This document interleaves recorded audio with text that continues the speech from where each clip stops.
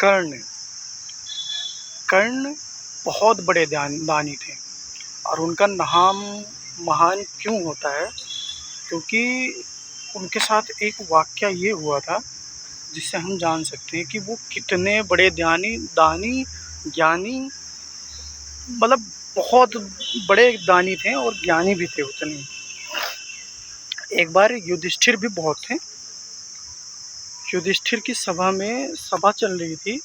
उस टाइम वहाँ पे एक साधु जी आए और वो साधु जी कहने लगे कि मैं सुना हूँ कि आप बहुत बड़े दानी हैं, तो मुझे कुछ चाहिए था आपसे। मैंने बहुत ढूंढा, मुझे मिला नहीं कहीं, इसलिए मैं आपके पास आया। तो युधिष्ठिर ने कहा, साधु जी आप बताइए क्या चाहिए आपको। तो उन्होंने कहा कि मुझे तो और कुछ नहीं चाहिए, क्योंकि मैं मोह माया से ऊपर उठ चुका हूँ। मुझे बाकी चीज़ों की कोई ज़रूरत नहीं है, बस मुझे यज्ञ कराना है। तो मुझे वो यज्ञ के लिए चंदन की लकड़ी चाहिए। तो युधिष्ठिर ने कहा कि ठीक है, हो जाएगा, हम अभी व्यवस्था करवाते हैं।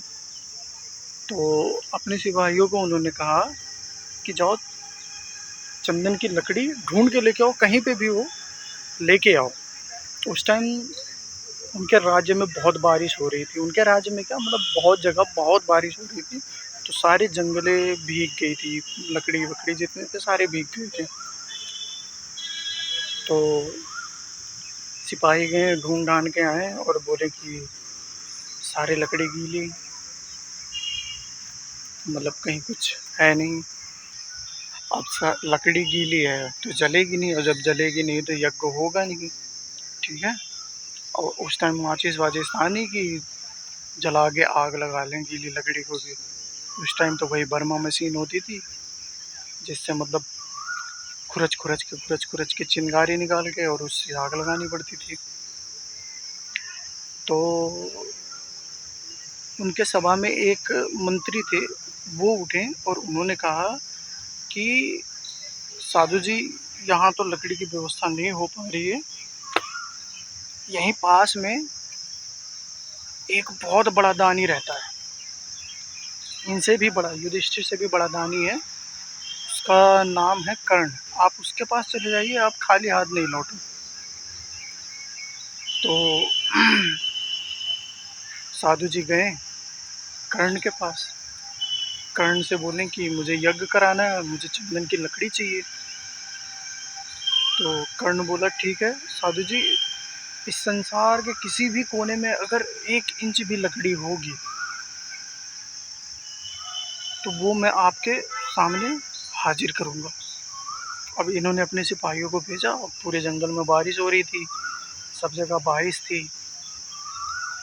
तो इनके सिपाही भी लौट के आए और बोले कि सारी लकड़ियाँ तो गीली हो रखी हैं, बारिश इतनी तेज़ है तो कहीं लकड़ी नहीं है। तो कर्ण ने कहा कि एक काम करो, मैं अपने शयन कक्ष में जहाँ सोता हूँ उसके जो पिलर वगैरह हैं, ये सब जो हैं, ये ना चंदन के बने हैं, क्योंकि जब मैं रात में सोता हूँ तो उसकी खुशबू बहुत आती है और वो खुशबू को मैं महसूस करता हूँ। तो एक काम करो, वो सब तोड़ो और तोड़ के साधु जी को दो और इनका यज्ञ करवाओ। तो साधु जी वापस गए ले के लकड़ी वकड़ी।